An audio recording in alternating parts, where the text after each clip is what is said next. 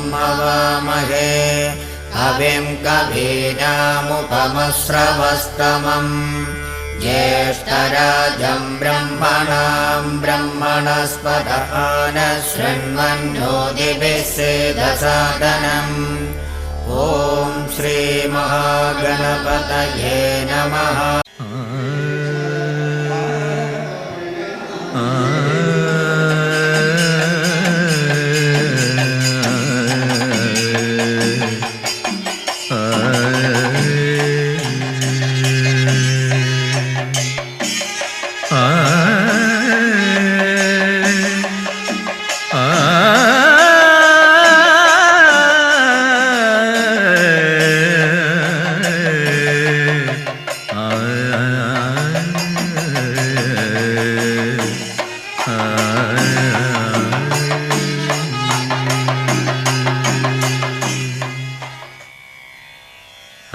അലൈപ്പായുത്തേ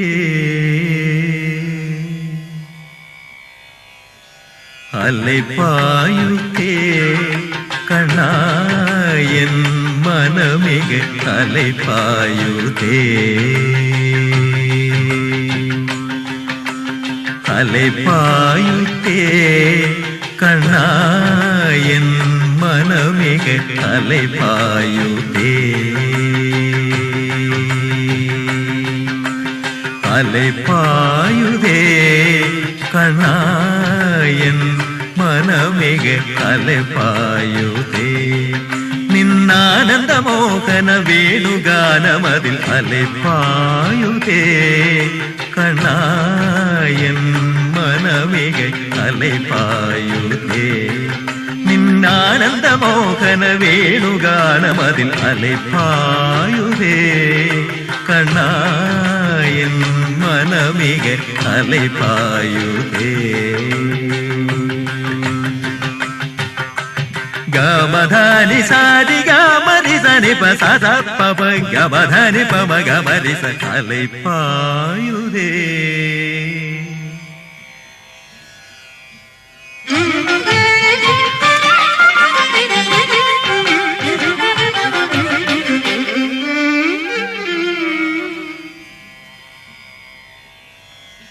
sa sa sa sa ni ri sa ni pa ma ga ma dha ni ni ri sa ni pa ma ga ma ri sa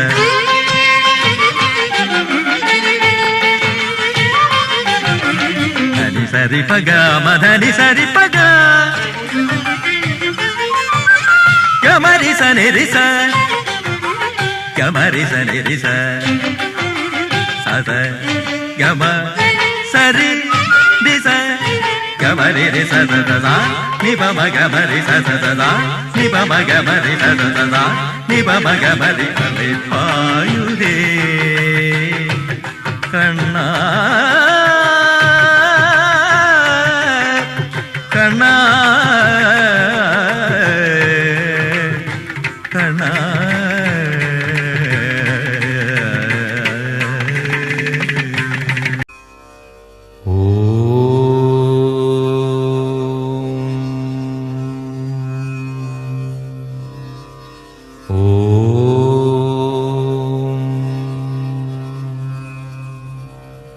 ഓ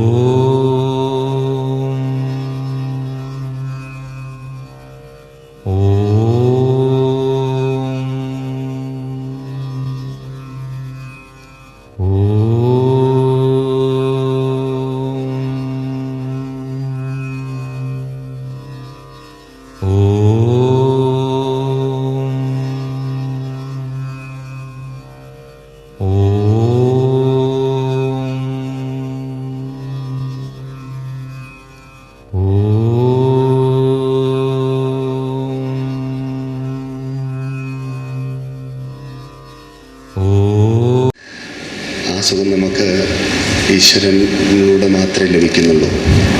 അതാണ് നമ്മളൊക്കെ ആരാധനയിലൂടെ ജീവിക്കണം എന്ന് പറഞ്ഞിട്ടുള്ളത്. ആരാധനയിലൂടെ ജീവിക്കുക എന്തെന്ന് നമ്മൾ ചിന്തിക്കുന്നുവോ അത് ഈശ്വരാരാധനയാണ്. എന്തെന്ന് നമ്മൾ ചൊല്ലുന്നുവോ അത് ഈശ്വരാരാധനയാണ്. സാധിക്കുന്നില്ലെങ്കിലും മനസ്സിലൊരു ആഗ്രഹം ഉണ്ടായാൽ മതി. മറ്റൊരു മുമ്പിനെ വിഷമിപ്പിക്കരുത്, വെറുപ്പിക്കരുത്. അവർക്ക് അവരുടെ ജീവിതത്തിനോട് വെറുപ്പ് വരുന്നത് പോലെയുള്ള പ്രവൃത്തികളൊന്നും നമ്മളിൽ നിന്നുണ്ടാവരുത്. അതാണ് ഏറ്റവും വലിയ അപരാധം. അങ്ങനെ ഉണ്ടായിട്ടുണ്ടെങ്കിൽ അതിന് പ്രായച്ചിത്തം ചെയ്യുന്നതാണ്. ശ്രീരാമസ്വാമി വരെ രാമേശ്വരത്ത് പോയിട്ട് ക്രിയകളൊക്കെ ചെയ്തിട്ടാണ് സാഹിത്യം കിട്ടിയത്. അപ്പോൾ നമ്മുടെ കർമ്മത്തിൽ കഴിവ് വന്നു കഴിഞ്ഞാൽ ദൈവം തന്നെ ഇവിടെ പ്രത്യക്ഷപ്പെട്ടാൽ നമുക്ക് അതുകൊണ്ടൊരു ഗുണമില്ല. ആ കർമ്മം ഞാൻ അങ്ങനെ ചെയ്തു പോയി ക്ഷമിക്കണം. അച്ഛനമ്മോട് ഞാൻ അങ്ങനെ തെറ്റായ വാക്ക് പറഞ്ഞു പോയി ക്ഷമിക്കണം. അച്ഛനമ്മേനെ വേണ്ട പ്രകാരം പരിചരിക്കാൻ എനിക്ക് സാധിച്ചിട്ട് ഞാൻ അത് ചെയ്തില്ലാണെന്ന് ക്ഷമിക്കണം. ആ ഒരു ക്ഷമ മതി. അപ്പം നമുക്ക് അവിടെ എന്തായി? കോടി പുണ്യാണ് നമുക്ക് അവിടെ കിട്ടുന്നത്. പിതാവിന് വേണ്ടിയിട്ടും പിതാവിന് വേണ്ടിയിട്ടും ഗുരുനാഥന് വേണ്ടിയിട്ടും നമ്മൾ ആരാധിക്കുന്ന ഈശ്വരന് വേണ്ടിയിട്ടുമൊക്കെ നമ്മൾ ഒരു മിനിറ്റ് ഒരു ദിവസം ജീവിച്ചാൽ അവിടെ നമുക്ക് കോടി പുണ്യാണ് കിട്ടുന്നത്. അതല്ലാതെ നമ്മുടെ അച്ഛനും അമ്മേനൊന്നും കാണാൻ പോകില്ല, അച്ഛനമ്മേനൊക്കെ വിരോധമായിട്ട് അച്ഛനമ്മ താമസിച്ചിട്ട് പോകില്ല, അച്ഛനും അമ്മേനെയും നോക്കില്ല, അവരുടെ സമാധാനം എന്താണെന്ന് തിരിച്ചറിയാൻ ഇതൊന്നും നമ്മൾ ചിന്തിക്കാണ്ട് നമുക്ക് നമ്മുടെ ഭാര്യ മക്കളൊക്കെ തന്നെയാണ് വരുന്നതെന്ന് പറഞ്ഞ് നമ്മൾ ജീവിക്കുകയാണെങ്കിൽ അവിടെ ഒന്നും ഭഗവാൻ നമ്മുടെ മുന്നിലുണ്ടാവില്ല. ആ അച്ഛനും അമ്മയും കിടക്കുന്ന കുടില്ല ഭഗവാൻ ഉണ്ടാവുക. ആ അച്ഛനും അമ്മയും കിടക്കുന്ന കുടിലിൽ നമ്മൾ പോകുമ്പോഴാണ് ഭഗവാന്റെ ദർശനം നമുക്ക് കിട്ടുന്നത്. നമ്മളിപ്പോൾ കൊട്ടാരത്തിലേക്ക് താമസിക്കുന്ന അച്ഛനൊക്കെ അനുഗ്രഹമുണ്ട്. അച്ഛനും അമ്മയുടെ അനുഗ്രഹം കൊണ്ട് ചിലപ്പോൾ നമുക്ക് വലിയ കൊട്ടാരം കിട്ടിയിട്ടുണ്ടാവും ജീവിതത്തിൽ. ഞാൻ അച്ഛനും അമ്മയും വസിക്കുന്നത് കുടിലിലാണെങ്കിൽ ഈ കൊട്ടാരം കൂട്ടിയിട്ട് കുടിലിൽ പോയിരിക്കുമെന്നാണ് അവരുടെ കാലം കഴിയുമ്പോഴും. എന്നിട്ട് അവരുടെ അനുഗ്രഹം കൊണ്ട് നമ്മൾ കൊട്ടാരത്തിലേക്ക് വരണം. അപ്പോൾ ആ കൊട്ടാരത്തിൽ സൂര്യൻ്റെ പ്രകാശം ഉണ്ടാവുള്ളൂ. അല്ലെങ്കിൽ ശനി കിടന്ന് കളിക്കും കൊട്ടാരത്തിൻ്റെ ഉള്ളിൽ. ഉറക്കുണ്ടാവില്ല. ഉള്ളിക്കടം കൂടെ കിടന്ന് ഉറങ്ങേണ്ടി വരും. മനസ്സിലാക്കുന്നുണ്ടോ? അപ്പോൾ നമ്മൾ ജാതകം നോക്കി പറയും, ആ ഏഴര ശനിയാണ്, കണ്ടക ശനിയാണ്, ജന്മ ശനിയാണ്, നിയമം പോയിക്കോളൂ, ഈയത്തിലേക്ക് ഒഴുകാൻ ഹനുമാനം പോയിക്കോളൂ. ഹനുമാനൊന്നും നമ്മളെ അനുഗ്രഹിക്കുക. കാരണം എന്താ? ആ ഹനുമാൻ സ്വാമിയുടെയൊക്കെ സങ്കല്പം നമ്മൾ പഠിക്കണം. ആ സീതാദേവിയുടെയും ശ്രീരാമസ്വാമിയുടെയും പാദത്തിൽ എപ്രകാരമാണോ ഹനുമാൻ സ്വാമി ഇരുന്ന് ആ ശ്രീരാമസ്വാമിയുടെയും സീതാദേവിയുടെയും നാമങ്ങൾ ചൊല്ലി ആ ശ്രീരാമസ്വാമിയുടെയും സീതാദേവിയുടെയും സങ്കല്പപ്രകാരം പ്രവർത്തിച്ചത്, ഇത് നമ്മുടെ ജീവിതത്തിൽ പഠിക്കണം. അപ്പോഴാണ് നമ്മുടെ ഉള്ളിൽ ഭഗവാൻ അവതരിക്കുന്നത്. അതാണ് അച്ഛനും അമ്മയെയും നോക്കേണ്ട വിധി ഹനുമാൻ സ്വാമിയെ കണ്ട് പഠിക്കുന്നത്. എങ്ങനെയാണ് മാതാപിതാക്കളെ ആദരിക്കേണ്ടത്, എങ്ങനെയാണ് അവരെ അനുസരിക്കേണ്ടത്, എങ്ങനെയായിരിക്കണം അവർക്ക് വേണ്ടി പ്രവർത്തിക്കേണ്ടത്, ഇതൊക്കെ നമുക്ക് പഠിക്കണമെങ്കിൽ ഹനുമാൻ സ്വാമിയെ കണ്ടാൽ മതി. അതാണ് ഭക്തി കൊണ്ട് ഹനുമാനായിരിക്കണം, ശക്തി കൊണ്ട് ഹനുമാനായിരിക്കണം. അല്ലേ? ഭക്തിയിലും അദ്ദേഹം വളരെ വിശേഷമാണ്. ഹനുമാൻ സ്വാമിയുടെ ഭക്തിയുടെ അത്ര ഭക്തിയൊന്നും ചിലപ്പോൾ നമുക്ക് ഉണ്ടായിക്കൊള്ളുന്നില്ല. എന്നാലും സ്വത്തെങ്കിലുണ്ട്, അല്ലേ? വളരെ അനുഗ്രഹമുണ്ട്. അപ്പോൾ ഭക്തി നോക്കൂ. ഭഗവാൻ തന്നെ ശരണം പറഞ്ഞൊന്നുമല്ല തന്നെ ഭക്തി. വേറെ ആരെന്ത് പറഞ്ഞാലും ശരി ഭഗവാന്റെ ഭാഗത്ത് നിന്നുള്ള വലിയ പലരും ഹനുമാൻ സ്വാമിനെ ഭഗവാന്റെ ഭാഗത്ത് നിന്ന് ധരിച്ചു ഭഗവാനെ നോക്കി. അതുപോലെ നമ്മൾ 4 ദിവസം തികച്ച അമ്പലത്തിലേക്ക് പോകുമ്പോഴേ നീ എന്തിനാ അമ്പലത്തിൽ പോകണം, നീങ്ങളുടെ വാലിൻ്റെ പോലെ എന്തോ പറഞ്ഞിട്ട് നാരായണ വലിയ ചെയ്യും. ശിവപൂജയിൽ ലയിച്ചിരുന്നാൽ മാത്രമേ ഈ പ്രളയത്തിൽ നിന്ന് നമുക്ക് രക്ഷ നേടാൻ സാധിക്കുള്ളൂ. നമുക്ക് ജലദോഷവും പനിയുമല്ല മാറേണ്ടത്, പ്രകൃതിക്ഷോഭങ്ങൾ മാറണം. ജലദോഷവും പനിയൊക്കെ മാറുന്നത് കുറച്ച് വൈകിട്ടാണെങ്കിലും കുഴപ്പമില്ല. പ്രകൃതിയിൽ ക്ഷോഭമാണ്. എവിടെ നോക്കിയാലും പ്രളയമാണ്, എവിടെ നോക്കിയാലും വികൃതമാണ്, യുദ്ധമാണ്. സാഹോദര്യ സ്നേഹമോ സാഹോദര്യ സംഗമമൊന്നും വലിയ വളരെ വികൃതമായി കഴിഞ്ഞിരിക്കുന്നു പ്രപഞ്ചം. ഇങ്ങനെയുള്ളതായ പ്രപഞ്ചത്തിൽ വസിക്കുന്നതായ ഋത്തിക്കുകളാണ് നമ്മൾ ഓരോരുത്തരും. നമ്മുടെ ഋത്തിക്കുകളാണ്. വൈഷ്ണവ അവതാരങ്ങളാണ് നമ്മളൊക്കെ. ശ്രീരാമ അവതാരങ്ങളാണ് നമ്മൾ ഓരോരുത്തരും. സീതാദേവിയുടെ അവതാരങ്ങളാണ് നമ്മൾ ഓരോരുത്തരും. അങ്ങനെയുള്ളതായ നമ്മുടെ ഉള്ളിൽ ആ സീതാദേവിയും ശ്രീരാമസ്വാമിയൊക്കെ വാണ് ഈ ലോകത്തെ രക്ഷിക്കണമെങ്കിൽ നമ്മൾ ആ ജീവിതം നയിക്കണം. അതാണ് സ്വാമി പറയുന്നത്. 99.9% വൈഷ്ണവാചാരാനുഷ്ഠാനങ്ങളോട് കൂടി ജീവിക്കും. നമുക്ക് പ്രപഞ്ചമാസകലം യാഗങ്ങളും യജ്ഞങ്ങളൊക്കെ നടത്തി ഈ പ്രപഞ്ചത്തെ രക്ഷിക്കണം എന്നതായ ഒരു ലക്ഷ്യം നമ്മളുള്ളിൽ എപ്പോഴും ഉണ്ടാവട്ടെ. നമ്മുടെ ജീവിതം മംഗളമായി ഭവിക്കട്ടെ. ഓം ശരവണ ഭവ. ഓം ശരവണ ഭവ. ഓം ശരവണ ഭവ. ഓം ശരവണ ഭവ. സായി രാം സായി രാം സായി സായി രാം സായി രാം സായി രാം